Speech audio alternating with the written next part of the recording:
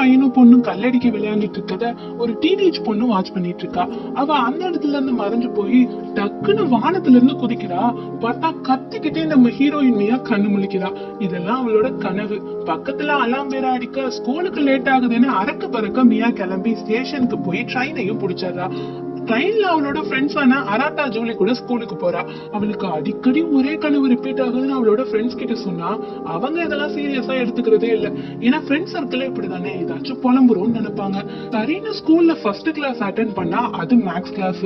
அதுவும் கிளாஸ்ல டெஸ்டோட ரிசல்ட் தராரு சாரு. பார்த்தா மியா வெறும் 20 மார்க் தான் எடுத்திருக்கா. இதனால ரொம்பவே சேடா இருக்கா. இப்படியே விட்டா சரி வராதுன்னு நம்ம ஹீரோயினோட ஃப்ரெண்டான ஹீரோ அராட்டா அவளை வெளியே நிறைய பிளேஸ்க்கு கூட்டிட்டு போறான்.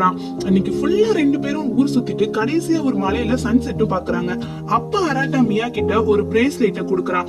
மார்க்ஸ் எல்லாம் நினைச்சு கவலைப்படாதுன்னு ஆறுதல் சொல்ல பிரேஸ்லெட்டை வாங்கினதும் மியா ரொம்பவே சந்தோஷப்படுறா. ஹாப்பியா வீட்டுக்கும் போறா. வீட்டுல நடந்த எல்லா விஷயத்தையும் அவளோட ஆசையா வளர்க்கிற கோல்டு ஃபிஷ் ஜி கிட்ட சொல்றா. அராட்டாவை பத்தின எல்லா விஷயத்தையும் அது கிட்டதான் ஷேர் பண்ணுவா போல. அங்க கட் பண்ணா ஸ்கூல்ல மியாவும் அராட்டாவும் பேசுறத பார்த்து ஜூலி இவங்க 2 பேரும் தான் எப்பவே ஒன்னா இருக்காங்கன்னு ஃபீல் பண்றா. அன்னைக்கு ஈவினிங்கே மியா கிட்ட நீயும் அராட்டாவும் சீக்கிரட்டா டேட் பண்றீங்களான்னு கேட்டுறா. எனக்கு அராட்டாவை பிடிக்கும்னு ஜூலி சொல்ல இதையெல்லாம் கேக்குற மியா நாங்க 2 பேரும் சைல்ட்ஹுட் ஃப்ரெண்ட்ஸ் தான்ப்பா, எங்களுக்குள்ள வேற ஒண்ணும் இல்ல அப்படின்னு சொல்லியதா. ஜூலியும் இதை கேட்டு ரொம்ப ஹாப்பியா இருக்கா. ஆனா அவ போனதுக்கு அப்புறம் மியா ஃபீல் பண்றா. உண்மையா மியாவுக்கு அராட்டானா ரொம்ப பிடிக்கும். ஆனா இத அவன்கிட்ட சொன்னதே இல்ல. ஏன்னா ஆவரேஜ் ஸ்டூடெண்ட் தான் அவ. அது மட்டும் இல்லாம சின்ன வயசுல இருந்து சிங்கிங், டான்சிங், ஸ்டடிங்னு எதுவுமே அவளுக்கு ஒழுங்கா வந்தது இல்ல. இதனாலேயே நம்ம ஃப்ரெண்டுக்கு சரியான பேரா இருக்க முடியாது. நாம பேசாட்டுக்கு ப்ரொபோஸ் பண்ணி இருக்கிற ஃப்ரெண்ட்ஷிப்பையும் ஏன் எடுத்துக்கணும்னு அப்படியே விட்டுட்டா மியா. இப்படியே கொஞ்ச நாள் போகுது. மியாவும் அராட்டாவும் ஒரு தியேட்டர்ல உட்காந்து படம் பார்த்துட்டு இருக்காங்க. ஆனா மியா என்னமோ அப்செட்டாவே இருக்கிறா. இத பாக்குற அராட்டாவும் படம் முடிஞ்சு வெளியே வரப்ப ஏன் சேடா இருக்குன்னு ரீசன் கேக்குறான். ஆனா மியா அதெல்லாம் ஒண்ணும் இல்லப்பா அப்படின்னு சொல்லிடுறா. அவங்க 2 பேரும் நடந்து போய்கிட்டு இருக்கப்ப ஒரு குறி சொல்ற கடையை பாக்குறாங்க. அதான் அந்த ஃபியூச்சர் டெய்லர் லேடிஸ் எல்லாம் கடை வச்சிருப்பாங்களே அந்த கடையை பார்த்துட்டு மியா ஆர்வமா உள்ள போக போறா. ஆனா அதுல ஓனரோட நேம பார்த்தோன்னே அராட்டா வேணான்னு தடுக்கிறான். மியா அவனையும் இழுத்துக்கிட்டு உள்ள போயிடுறா. அந்த கடையில ஃபியூச்சர் டெய்லர் லேடியோட பேரு ஒலிவியா. ஒலிவியாவும் மியாவுக்கு நிறைய பிரச்சனை வரப்போகுதுன்னா ஃபியூச்சரை சொல்றாங்க. ஆனா அந்த கடையில இருக்க ஸ்ட்ரேஞ்சரான திங்ஸ் எல்லாம் பார்த்து அராட்டா பயப்பட ஆரம்பிச்சிடறான். மியா உனக்கு என்னாச்சு அப்படின்னு கேட்க அராட்டாவை பத்தின எல்லா விஷயமும் ஒலிவியாவுக்கு தெரிய வருது. அதே நேரத்துல அராட்டாவுக்கு சின்ன வயசுல ஏதோ ஒரு மலையில இருந்து கீழே விழுந்த மாதிரி விஷயம்லாம் வர பயந்து போய் மியாவை கூட்டிக்கிட்டு அங்க இருந்து வந்துடுறான். மியா இப்ப சடனா ஏன் அங்க இருந்து வந்த, என்னாச்சுன்னு கேட்க அராட்டா ஒண்ணும் இல்ல, என்னால அதெல்லாம் சொல்ல முடியாதுன்னு சொல்லிடுறான். அவன் இந்த மாதிரி சொல்லவும் மியா ரொம்பவே கோபப்பட்டுறா. இந்த மியாவும் நம்ம வெறும் சைல்ட்ஹுட் ஃப்ரெண்ட்ஸ் தான், நான் என்ன உன் கூடவேவா இருக்க போறேன், நீ என்கிட்ட இதெல்லாம் சொல்லணும்னு ஒன்னும் அவசியம் இல்லைன்னு கோபமா வீட்டுக்கு வந்துடுறா. ஆனா வீட்டுக்கு வந்ததுக்கு அப்புறம் தான் மியா ரொம்ப அழுகுறா. நாம ஏன் தேவையே இல்லாத ஒரு சின்ன விஷயத்த கூட அராட்டா கிட்ட ரொம்பவே சண்டை போடுறோம். இப்பெல்லாம் நாமளே அவனை நெக்லெக்ட் பண்ண ஆரம்பிச்சிட்டோம். இப்படியே இருக்க கூடாது. அவன்கிட்ட நம்ம கண்டிப்பா மன்னிப்பு கேட்டுறணும். அது மட்டும் இல்லாம நம்ம ஃபீலிங்ஸை வெளியே சொல்லிட்டா அந்த பிரச்சனை எல்லாம் சால்வ் ஆயிடும்னு நினைக்கிறா. இதுக்கெல்லாம் உடனடியா நம்ம அராட்டாவோட வீட்டுக்கே போய் இந்த விஷயத்த பத்தி பேசிடலான்னு மியா போறா. அப்படி போறப்பதான் மியாவோட வீட்டுல அவளோட கோல்டு ஃபிஷ் செத்து மிதக்கிறதையும் காட்டுறாங்க. மியா இத பார்க்காம கொற்ற மலையில சைக்கிள ஸ்பீடா ஓட்டிக்கிட்டு அராட்டா வீட்டுக்கு அழுதுகிட்டே கிளம்புறா. அப்ப சடனா கார்ல மியாவுக்கு ஆக்சிடென்ட் ஆயிடுது. அங்க கட் பண்ணா மியா ஸ்கூல்ல இருக்கா. அராட்டா கிட்ட மன்னிப்பு கேட்கவும் ட்ரை பண்றா. ஆனா அவன் அவளை கண்டுக்கிற மாதிரி தெரியல. அன்னைக்கு நாளே மியாவுக்கு டிஃபரெண்டா இருக்கு. அப்புறம் தான் மியா அங்க இருக்கிற சிட்டியே வேடா இருக்கிறத பாக்குறா. அவளை தவிர வேற யாருமே இல்ல. வானமே வேற மாதிரி இருக்கிறதா பாக்குறா. அந்த இடத்துல மியாவோட ஃபேவரட் டாய் ஜீமன் இருக்கு. அது அவகிட்ட பேசுது. என்னடா பேசுதுன்னு பார்த்தா அது என்ன சொல்லுது, இங்கெல்லாம் இறந்தவங்க தான் வருவாங்க, இதுதான் வேர்ல்டோட பார்டர் அப்படின்னு சொல்லுது. இங்க வர பர்சனோட மெமரிஸ்ல இந்த உலகமே ஆயிருக்கும். உனக்கு இதெல்லாம் ரொம்பவே பிடிக்குமோ அதுதான் இந்த உலகம் முழுக்க நிறைஞ்சிருக்கும். அப்படிதான் உன்னோட ஃபேவரட் டாய்னா நான் இங்க நிக்கிறேன், உன்கிட்ட பேசிக்கிட்டு இருக்கேன், உனக்கு நான் வழிகாட்ட தான் வந்திருக்கேன் அப்படின்னு சொல்லுது.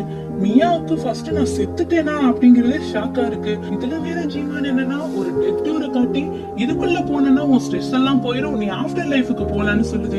மியாவுக்கு ஒண்ணுமே புரியல. நான் செத்துட்டேனாங்கிறதே எனக்கு சந்தேகமா இருக்கு.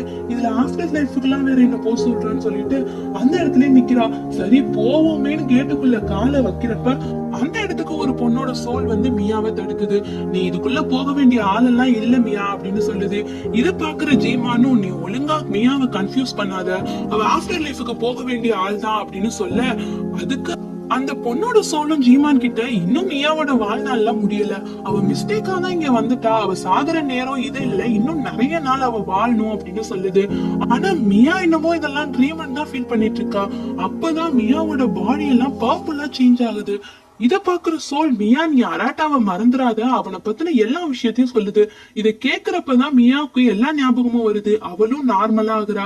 அப்பதான் அந்த சோல் என்ன சொல்லுதுன்னா, இங்க சாகுற நிலைமையில இருக்கிறவங்க தான் வருவாங்க, அவங்களோட மெமரிஸ் எல்லாம் அவங்களுக்கு மறந்து போறப்பதான் அவங்களோட பாடி பர்பிளா சேஞ்ச் ஆகும்.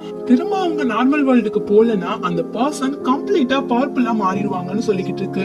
அதே நேரத்துல அந்த பிளேஸ்ல டெவில் என்டர் ஆகுது. அது மியாவை முழுசா சாகடிக்கணும்னு நினைக்குது. மியா உயிரோட இருக்காளா இறந்துட்டாளான்னு யோசிக்கிறீங்க. அவளுக்கு ஆக்சிடென்ட் ஆனனால அவ கோமா ஸ்டேஜ்ல ஹாஸ்பிட்டல்ல இருக்கா. இப்ப நடந்துகிட்டு இருக்கிறது எல்லாமே மியாவுக்கு வாழ்வா சாவாங்கிற ஒரு போராட்டம். சரி, மியா ஸ்டோரிக்குள்ளேயே போவோம். மியா அந்த உலகமே உரையிறத பாக்குறா. அந்த சோலும் இது நிரந்தரமான உலகம் இல்ல அப்படின்னு சொல்லிட்டு மியாவையும் ஜீமானையும் டெவிலே உள்ள வர முடியாத அளவுக்கு ஒரு இடத்துக்கு கூட்டிட்டு போகுது.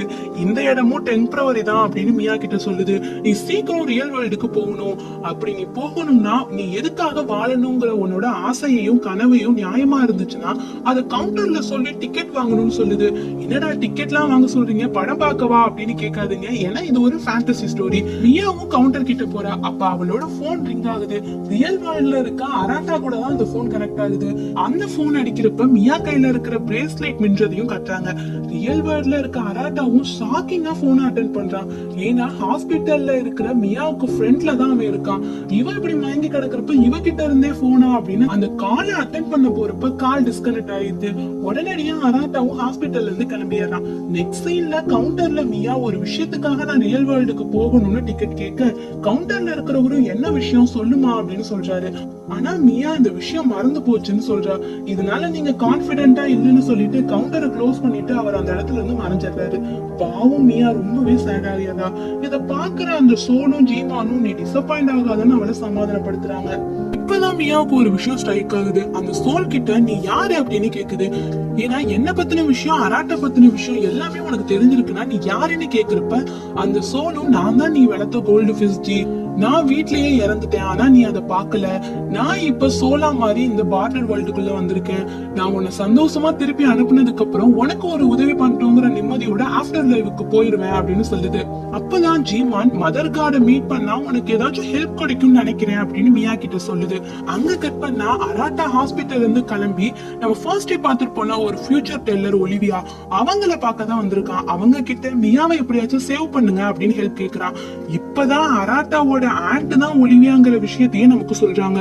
ஒலிவியா என்னால ஹெல்ப் பண்ண முடியாதுன்னு சொல்ல அராட்டா ரொம்ப ரிக்வெஸ்ட் பண்ணி அழுகவே ஆரம்பிச்சிடறான். அப்படியே இந்த சைடு மியாவை காட்டுறாங்க. மதர் கார்டு மியாவுக்கு ரொம்ப பிடிச்ச ஆண்ட் உருவத்துல அவளோட மெமரிஸ் எல்லாம் பத்தி கேட்டுட்டு இருக்காங்க. மியாவும் அவளுக்கு டிக்கெட் கிடைக்காத எல்லா விஷயத்தையும் அவங்க கிட்ட சொல்லி ரொம்பவே சேடா இருக்கா. இன்னொரு சைடு அராட்டா ரொம்ப ஃபீல் பண்ணவும் ஒலிவியா நான் உனக்கு ஹெல்ப் பண்றேன்டா அப்படின்னு சொல்லிடுறாங்க. இப்போ மியாவோட பெஸ்ட் மெமரி எது அப்படின்னு கேட்க அராட்டா அது ஒரு பிளேஸ் தான், ஆனா அந்த பிளேஸ் என்னன்னு எனக்கு ஞாபகம் வர மாட்டேங்குதேன்னு ரொம்பவே யோசிக்கிறான். அவன் அப்படி யோசிச்சுக்கிட்டு இருக்கப்பே அவன் பாடிக்குள்ள ஏதோ ஒரு ரியாக்ஷன் பார்த்தா அராட்டாவோட சோல் தனியா பாடியை விட்டு வந்துருது. அது மியா இருக்கிற பார்டர் வேர்ல்டுக்கு தான் போய்கிட்டு இருக்கு. இப்ப மியாவை காட்டுறாங்க. மதர் கார்டு மெமரிஸை ரீகால் பண்ற மாதிரி ஒரு டோரை காட்டுறாங்க. இதுக்குள்ள போக சொல்ல மியாவும் அந்த டோரை ஓபன் பண்ணி உள்ள போய் பாக்குறா. அவளோட சின்ன வயசுல நடந்த எல்லா ஃபெயிலியர்ஸுமே வருது. ஆனா அதுக்காக எந்த இம்ப்ரூவ்மெண்ட்மே மியா எடுக்கலங்கிற விஷயத்தையும் அவ தெரிஞ்சுக்கிறா. அப்பதான் அவ அராட்டா கூட இருந்த ஒரு மெமரியும் அவளுக்கு ஞாபகம் வருது. அதுல அராட்டா மியா கிட்ட என்ன சொல்லிருப்பானா, நீ எந்த விஷயத்துக்காகவும் எப்பவுமே கிவ் அப் பண்ணாத, நீ அப்படி பண்ணாலே அது உன்னோட பெஸ்ட் தான், அதுக்கான ரிசல்ட் வரும்னு எதிர்பார்க்காத, ஏன்னா நீ ட்ரை பண்ணிருக்க அப்படின்னு சொல்றான். இதெல்லாம் கேக்குற மியாவும் நம்ம எதுக்காகவும் கிவ் அப் பண்ணக்கூடாது அப்படிங்கிற ஒரு முடிவுக்கு வரா. இதனாலேயே மியாக்குள்ள இருந்த எல்லா பயமும் போயிருது. அவளோட தாழ்வு மனப்பான்மையும் தான் மியா இப்ப ரொம்பவே கான்பிடென்ட்டா ஃபீல் பண்ணிக்கிட்டு இருக்கா. அவளுக்கு ரியல் வேர்ல்டுக்கு போறதுக்கான டிக்கெட்டும் கிடைச்சிருது. ரொம்பவே ஹாப்பியா எல்லாருக்கும் தேங்க்ஸ் சொல்லிட்டு அங்க இருந்து கிளம்பி மியா லைஃப் ட்ரெயின்ல ஏறி போறா. ஆனாலும் ரியல் வேர்ல்டுக்கு போக முடியாம திரும்பவும் மதர் கார்டு கிட்டே வந்து அழுதுட்டு நிக்கிறா. அப்ப மதர் காட் ஆன்டி உருவத்துல இருந்து அவங்களோட ரியல் ஃபார்முக்கு வந்துடுறாங்க. மியா டெவில் கார்டு தான் உன்னை ரியல் வேர்ல்டுக்கு போக அலோவ் பண்ண மாட்டேங்கிறாரு அப்படிங்கிற விஷயத்தையும் சொல்றாங்க. அதே நேரத்துல உனக்கு இருக்க எல்லா பயமும் போயிடுச்சு, ஆனா நீ அராட்டா கிட்ட என்ன விஷயம் சொல்லணும்னு நினைக்கிற அந்த விஷயம் உனக்கு ஞாபகம் வந்துச்சுன்னா கண்டிப்பா உனக்கு ஏதாச்சும் உதவி கிடைக்கும் அப்படின்னு சொல்ல, மியாவும் இதை கேட்டுட்டு அராட்டாவோட மெமரி எதையாச்சும் ரீகால் பண்ண முடியுமான்னு யோசிச்சு பாக்குறா. இதெல்லாம் பாக்குற ஜீமானும் நீ ஏன் இவ்ளோ கஷ்டப்படுற, அதுக்கு நீ பேசாம ஆஃப்டர் லைஃபுக்கே போலான்னு சொல்லுது. மியா ரொம்பவே கோபப்பட்டுறா. ஜீமான் கிட்ட நான் கண்டிப்பா அராட்டாவை மீட் பண்ணி ஒரு விஷயம் சொல்லதான் போறேன் அப்படின்னு யோசிக்கிறா. அப்பதான் மியாவுக்கு ஒரு விஷயம் ஞாபகம் வருது. ஒரு நாள் ஃபயர் ஃபெஸ்டிவல் அப்ப அராட்டா மியா கிட்ட ஏதோ ஒரு விஷயம் சொல்லியிருப்பான். ஆனா அவன் என்ன வார்த்தை சொன்னா அப்படிங்கிறது மட்டும் அவளுக்கு ஞாபகம் இல்ல. அந்த விஷயத்த மியா ரீகால் பண்றதுக்குள்ள அந்த இடத்துக்கு டெவில் கார்டு வந்துடுறாரு. மியாவை ஆஃப்டர் லைஃபுக்கு போக சொல்றாரு. ஆனா மியா நான் ரியல் வேர்ல்டுக்கு தான் போவேன்னு அடம் பிடிக்கிறா. இதனால டெவில் கார்டுக்கு ரொம்பவே கோபம் வந்து அவர் ஒரு மான்ஸ்டரா மாறிடுறாரு. அந்த இடத்துல அவர்கிட்ட இருந்து ஜீமான் தான் மியாவை காப்பாத்துது. மியாவும் ஜி மேல ஏறி அங்க இருந்து எஸ்கேப் ஆக பாக்குறா. ஆனா ஒரு கட்டத்துல தண்ணிக்குள்ள விழுந்துடுறா. அந்த நேரத்துக்கு கரெக்டா பார்டர் வேர்ல்டுக்குள்ள நம்ம ஹீரோ அராட்டாவோட சோல் வந்துருது. ரெண்டு பேரும் மீட் பண்ணதுல ரொம்பவே சந்தோஷப்பட்டுக்கிறாங்க. இப்பதான் மியாவுக்கு அராட்டாவை சொன்ன விஷயமே ஞாபகம் வருது. அராட்டா உண்மையா மியாவுக்கு ப்ரொபோஸ் பண்ணிருப்பான் ஃபயர் ஃபெஸ்டிவல் அப்ப. ஆனா மியா தான் நம்ம அவனுக்கு சரியான பேரா இருக்க மாட்டோம், நம்ம ஃப்ரெண்ட்ஷிப்பை நமக்கு எடுத்துக்க வேணாம்னு நினைச்சு ஃபயர் கிராக் சவுண்ட்ல அவன் பேசின எதுவுமே கேட்காத மாதிரி அவ பேசாட்டுக்கு இருந்திருப்பா. ஆனா மியா இப்ப ரொம்பவே ஃபீல் பண்றா. அதை நினைச்சு அவ தன்னோட ஃபீலிங்ஸை எப்படியாச்சும் நம்ம அராட்டா கிட்ட சொல்லணுங்கிறதுல ரொம்பவே ஸ்ட்ராங் ஆயிடுறா. அங்க கட் பண்ணா ரியல் வேர்ல்ட்ல ஒலிவியா அராட்டாவோட சோலை எப்படியாச்சும் அவனோட பாடிக்குள்ள திரும்ப கொண்டு வரணும்னு ட்ரை பண்ணிக்கிட்டு இருக்காங்க. அதே மாதிரி அவனோட சோலும் அவனோட பாடிக்குள்ள வந்துருது. அராட்டா ஒலிவியா கிட்ட நான் செத்திருந்தாலும் பரவாயில்ல, மியாவை எப்படியாச்சும் காப்பாத்தினா போதும்னு சொல்றான். ஆனா அராட்டா நீ சாகிறது மட்டும் இதுக்கு வழி இல்லைன்னு சொல்றாங்க. உடனடியா ஒலிவியாவும் அராட்டாவும் கிளம்பி ஹாஸ்பிட்டலுக்கு போறாங்க. அப்படி போற வழியில தான் ஒலிவியா அராட்டாவோட பாஸ்ட் பத்தி சொல்றாங்க. நம்ம ஃபேமிலிக்கு எல்லா பவர்ஸுமே இருக்கு, நம்மளால ஒரு சோலை பார்டர் வேர்ல்ட்ல இருந்து திரும்பி அவங்க உடம்புக்குள்ளேயே கொண்டு வர முடியும். இதே மாதிரிதான் சின்ன பிள்ளைல நீ மலையில இருந்து கீழே விழுந்துட்ட, அப்ப நீ பார்டர் வேர்ல்டுக்கு போயிட்ட. உன்னை காப்பாத்துறதுக்காக பார்டர் லைஃபுக்கு உன்னோட அப்பா தான் பவரை யூஸ் பண்ணி வந்தாரு, உன்னை காப்பாத்திட்டாரு. ஆனா திரும்பி அவரால் வர முடியல, இறந்து போயிட்டாரு.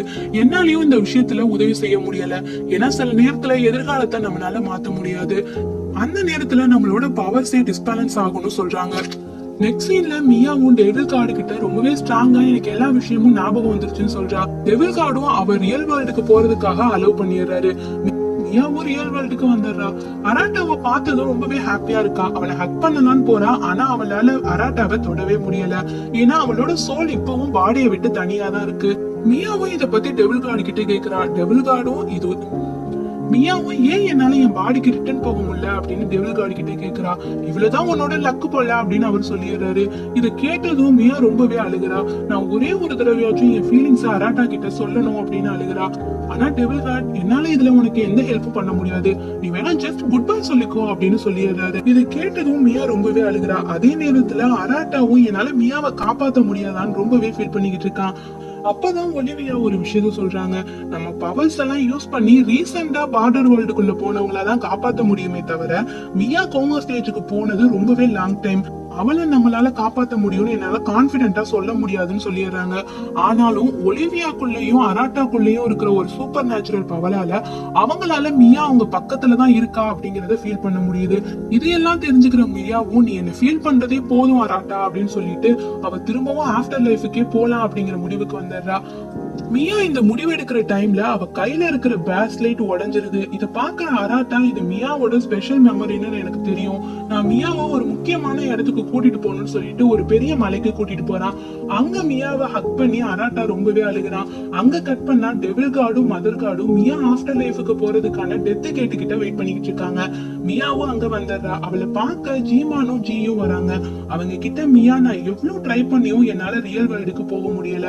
அப்பதான் ஜி மியா கிட்ட சொல்றா, ஏன் நீ லக்குலாம் பேசுற, நீ கிவ் அப் பண்ணாத, உன்னோட கையில தான் உன்னோட லக்கே இருக்கு, நீ தான் அதை டிசைட் பண்ணணும் அப்படின்னு மியாவுக்கு சொல்ல மியாவுக்கு இப்பதான் ஒரு மோட்டிவேஷனே வருது.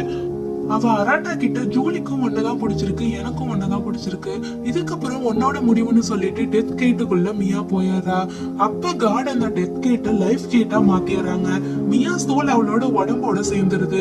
மியா சந்தோஷமா கண்ணு முழிக்கிறா. அந்த மலையில சன்ரைஸ் ஆகுது. மியாவும் அராட்டாவும் அவங்க ஃபீலிங்ஸ சொல்லிக்கிறாங்க. 2 பேரும் சேர்ந்துடுறாங்க.